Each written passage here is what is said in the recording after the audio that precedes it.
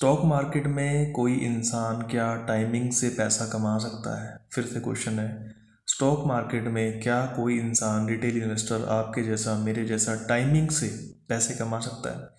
दूसरा सवाल, stock market में कोई बंदा क्या लेवरेज से यानी उधार के पैसे से किसी और के पैसे लगा के पैसे कमा सकता है? अगर इन दो सवालों का जवाब दोस्तों थोड़ा सा मुश्किल है, थोड़ा सा मुश्किल, वैसे मुश्किल नहीं है, अगर आप पूरी वीडियो देखोगे तो आपको समझ में आ जाएगा कि करना क्या है। अगर आप एक्सपर्ट्स को सुनोगे, मैंने मेरे 8 सालों में, पिछले 8 सालों में किसी एक्सपर्ट को ये कहते हुए नहीं सुना कि ऐसा करना पॉसिबल है। लगभग 100% लोग ये कहते हैं अगर आप टाइमिंग करते हो तो अपने हाथ जला लोगे, आपको नुकसान होगा। अगर आप लेवरेज लोगे तो बर्बाद हो जाओगे। वॉरेन बफेट ने तो इवन यहाँ तक कहा है, leverage is addictive till you are destroyed. यानी लेवरेज से मान लीजिए आपने पैसा कमा लिया तो फिर आपको उसकी एडिक्शन हो जाती है, लत लग जाती है। फिर एक दिन आपको ऐसा मोटा लॉस हो जाता है कि आप डिस्ट्रॉय हो जाते हो। कोई भी बंदा दोस्तों, धीरेन्द्र कुमार बिल्कुल इंडिपेंडेंट पर्सनल फाइनेंस एडवाइज़र है, बहुत अच्छी एडवाइस देता है, बिल्कुल अगेंस्ट है। मुझे कोई बंदा नहीं मिला, इवन मार्केट क्रैश के दौरान भी, जब कोविड का क्रैश हो गया ना, जब बिल्कुल 100% श्योर लग रहा था कि उधार का लो, पैसा लो, कहीं से भी पैसा लो, मार्केट में लगाओ, तब भी लोगों ने उधार लेने का विरोध किया, एक्सपर्ट्स ने विरोध किया।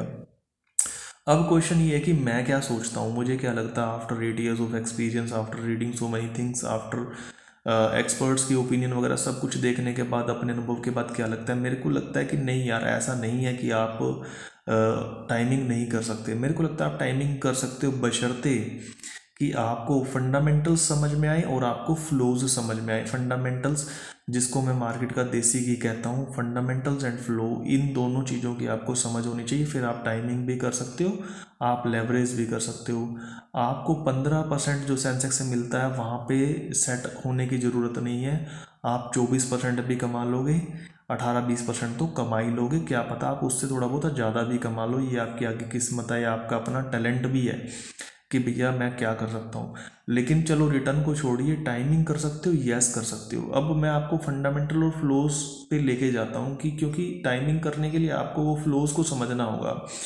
आपको एक तरह से थोड़ी सी ट्रेडिंग करनी पड़ गई। Trading day to day trading नहीं है, लेकिन जो आप यूजुअली 5 साल का व्यू लेते हो मार्केट पे कि भैया 5 साल में तो कंपनीज ग्रो कर जाएंगी, इकोनॉमी ग्रो कर जाएगी, तो मेरे स्टॉक्स भी ग्रो कर जाएंगे, मेरा सेंसेक्स भी ग्रो कर जाएगा, मेरा पोर्टफोलियो भी ग्रो कर जाएगा। उसकी बजाय आप 3 साल का या 2 साल का, 1.5 साल का व्यू ले पाओगे। 1.5 का तो नहीं कहना चाहिए, 2 साल से ऊपर ऊपर का, 2 से 3 साल का व्यू ले पाओगे और उसमें आप अच्छा रिटर्न कमा पाओगे उस टाइमिंग के बदौलत। अब लेकिन 2-3 साल का व्यू वही बंदा ले सकता है जो फ्लोज को प्रेडिक्ट कर पाए। अब ये बड़ा मुश्किल क्वेश्चन है। सारे के सारे, मैं फिर से बताता हूँ, सारे के सारे एक्सपर्ट्स इसके खिलाफ हैं कि आप फ्लोज को प्रेडिक्ट करो, लेकिन मैं इसके खिलाफ नहीं हूँ। मेरे को लगता है कि फ्लोज को इंसान को समझना चाहिए कि हाउ डू दे हैपन। अब फ्लोज यानी कि पैसा जो स्टॉक मार्केट में लग रहा है उसमें इन्वेस्ट हो रहा है या उसमें से निकल रहा है, इस चीज़ को हम फ्लोज कहते हैं। जब लोग स्टॉक मार्केट में पैसा लगाते हैं तो वो इनफ्लो है, और जब उसमें से निकालते हैं वो आउटफ्लो है। कौन लगाता है? रिटेलर्स लगाते हैं, आपके जैसे, मेरे जैसे। हम लोग या तो उसको लमसम लगा देते हैं, कभी भी लगा देते हैं जब हमें लगता है अभी मार्केट में बड़ा मज़ा आ रहा है लोगों को लगाने में, मार्केट से पता नहीं लोग कितने अमीर बन गए, हम तब भी लगा देते हैं। या फिर कई लोग SIP कर रहे होते हैं जिन्होंने मंथली लगाना ही लगाना है, तो हम लोग पैसे लगा रहे होते हैं। कई बार हम डायरेक्टली शेयर्स लेते हैं, कई बार हम म्यूचुअल फंड ले रहे होते हैं। तो हम लोग, आम इंसान जो पैसे लगा रहा है, रिटेल इन्वेस्टर, हमारे अलावा इंस्टीट्यूशंस लगाते हैं, जैसे म्यूचुअल फंड्स लगा रहे होते हैं, FIIs लगा रहे होते हैं, FPIs लगा रहे होते हैं, पेंशन फंड्स लगा रहे होते हैं, सरकार लगा रही होती है। तो बड़े सारे लोग जो हैं वो शेयर मार्केट में पैसा लगा रहे होते हैं। लेकिन ये जो पैसे का फ्लो है, इसकी नेचर अलग अलग है दोस्तों।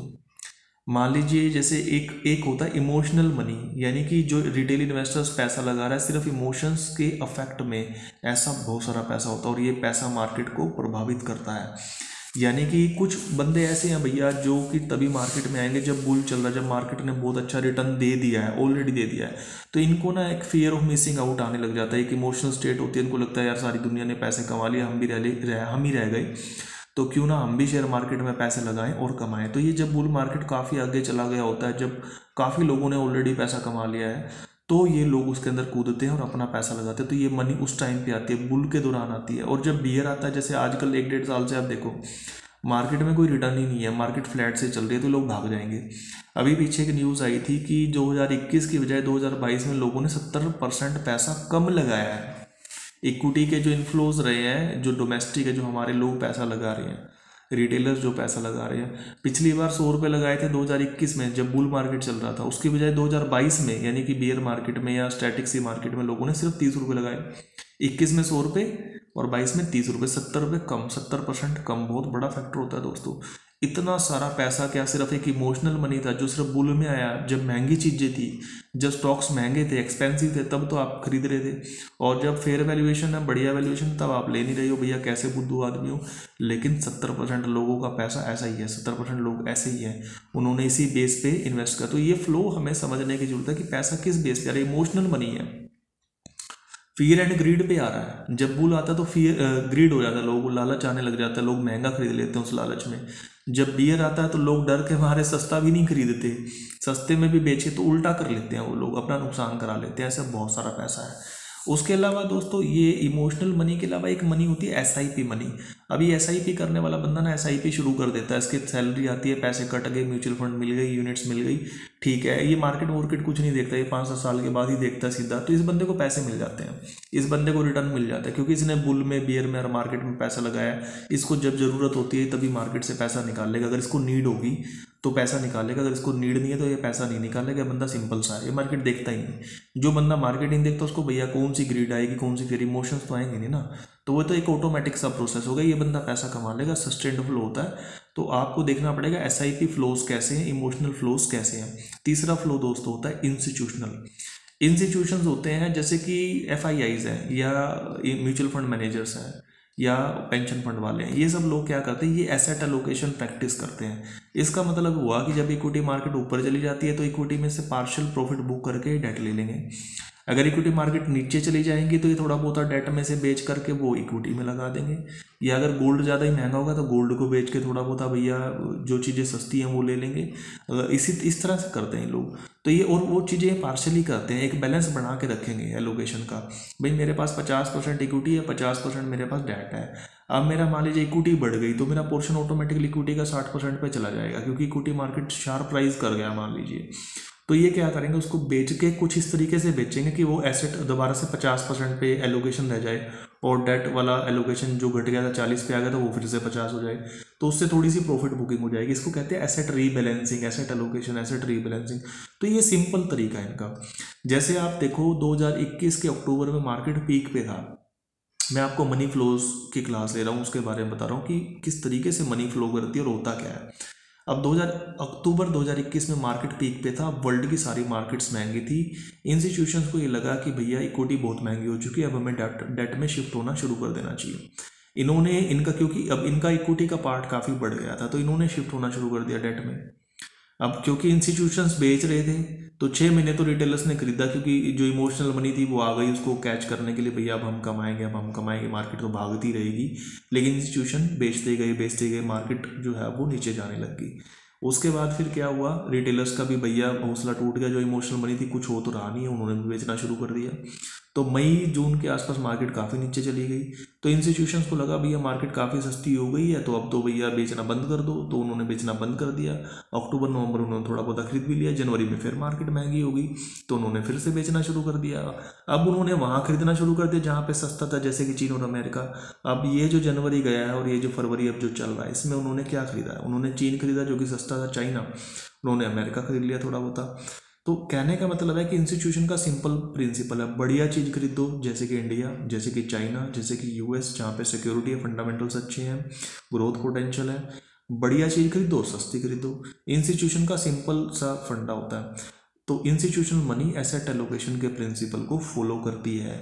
जो रिटेल इन्वेस्टर्स की मनी है वो या तो इमोशनल मनी होगा या फिर वो एसआईपी मनी होगा। एसआईपी होगा वो देखेगी नहीं भैया, वो चलती चली जाएगी, फ्लैट रहेगी, थोड़ा थोड़ा बढ़ता रहेगा एसआईपी इनफ्लो। जो इमोशनल मनी है वो बहुत बड़ा पार्ट होता है, और इमोशनल मनी काफ़ी हद तक ड्राइव करती है स्टॉक मार्केट्स को। अब इन तीनों तरह के फ्लोज को समझने से हमारा फ़ायदा क्या है वो मैं बताता हूँ। एक तो ये, इससे ना जो बियर का जो डाउन टर्न है वो गहरा जाता है और जो बुल का अप टर्न है वो ज़्यादा ऊपर चला जाता है। ऐसा कैसे? मान लीजिए बियर मार्केट आ गया तो इमोशनल मनी तो सारी निकलने लगेगी, एसआईपी चलता रहेगा, इंस्टीट्यूशन भी लेने की कोशिश करेगा इक्विटी को, लेकिन बियर में डरने वाले जो लोग हैं, जिनको कि लग रहा है जो थक चुके हैं, जो छका दिए मतलब मार्केट्स ने, वो निकलने लग जाते हैं, वो बेचारे परेशान से होकर निकलती है। इमोशनल मनी जो है मार्केट से ज़्यादा निकलती है comparatively, even though equity valuation सस्ती है वो फिर भी निकलती जाती है, तो वैल्यूएशन और ज़्यादा सस्ती हो जाती है। तो उन लोग किसको फ़ायदा किसको होता है इमोशनल मनी की इस एक्टिविटी से? या तो एसआईपी वालों को फ़ायदा होता है, उनको सस्ती यूनिट मिलती है, या फिर एसेट एलोकेटर्स को फ़ायदा होता है जो इंस्टीट्यूशन है, क्योंकि अब उनको भी इक्विटी सस्ती मिलकर उनको समझ आ रहा है कि हो क्या रहा है, उन दोनों को तो फ़ायदा होता है। और जो ये इमोशनल मनी होल्ड करने वाले बंदे हैं, जो इमोशनल बंदे हैं, इनको नुकसान होता है, क्योंकि ये बियर मार्केट में निकल रहे होते हैं, लॉसेस में निकल रहे होते हैं, बट लेकिन ये थक जाते हैं, इनको समझ वमझ कुछ नहीं होती है, तो ये लोग निकल जाते हैं। बियर जो है वो गहरा बियर हो जाता है इमोशनल मनी की वजह से। सिमिलरली जब बुल आता है, मान लीजिए मार्केट अब ऊपर जा रही है, अब ऊपर जा रही है तो भैया जो है ये लोग तो निकलने लग जाएंगे, हल्का हल्का सा जो इंस्टीट्यूशन है एसआईपी वालों को कोई मतलब ही नहीं है, वो पैसे लगाते ही जा रहे हैं। लेकिन जो इमोशनल मनी है ना, उसको लगने लगेगा यार मार्केट में सारी दुनिया पैसे कमा रही है, अमीर आ रही है, तो मार्केट को में बहुत पैसा लगाएंगे वो लोग, और मार्केट को ऊपर रॉकेट बना देंगे उसका। तो तो अब आपके लिए इसमें सिग्निफिकेंस क्या है? देखो, इमोशनल मनी मार्केट से ख़त्म होने वाली नहीं है। अगर आपको लगता है कि दुनिया में फद्दू लोगों की कमी है, तो ऐसा बिल्कुल नहीं है, फद्दू लोग बहुत हैं। फद्दू लोगों के पास फद्दू मनी भी है, तो वो स्टॉक मार्केट में तो लगाएंगे, और वो बुल मार्केट में लगाएंगे, बियर मार्केट में मतलब बिल्कुल उल्टा करने वाले हैं वो लोग। और ऐसा पैसा काफ़ी होता है, एटलीस्ट इतना होता है कि वो स्टॉक मार्केट्स को प्रभावित करता है। तो ऐसा मैंने देखा है पिछले 8 सालों के अंदर, कि ऐसा नहीं है कि मार्केट में अगर महंगी चीज़ें होगी तो और ज़्यादा महंगी नहीं होंगी। ये फद्दू लोग, ये फूल मनी, ये इमोशनल मनी, ये जो है ना, मार्केट को जब ऊपर भी है, जब महंगी भी है, तो इसको और महंगा करने का दम रखते हैं। और अगर गिरी हुई है ऑलरेडी सस्ती है, तो उसको और सस्ता करने का भी दम रखती है ये इमोशनल मनी जो होती है। तो जब मार्केट भैया ऊपर जा रही हो ना, तो उसको जाने दो, उसको जाने दो। आप ये मत सोचिए कि मार्केट महंगी हो गई है तो मैं अब नहीं ले रहा, आपको उस ट्रेंड को पकड़ना होगा। मार्केट ऊपर जा रही है तो भैया जाने दो। आप यूजुअली अगर आप देखोगे तो अगर आपके 5 ईयर्स एसआईपी रिटर्न 20% क्रॉस कर जाते हैं, रिलायंस म्यूचुअल फंड में स्मॉल कैप फंड था एक, उसके अंदर एक फंड मैनेजर था समीर रख करके, उस बंदे ने बताया था अगर 5 ईयर्स एसआईपी रिटर्न 20% क्रॉस कर गया तो मार्केट ऑलरेडी महंगी है भैया, 15% लॉन्ग टर्म एवरेज, 16 मिल जाएगा, 17 मिल जाएगा। आपको अगर 20% से ज़्यादा मिल रहा है तो मार्केट महंगी है।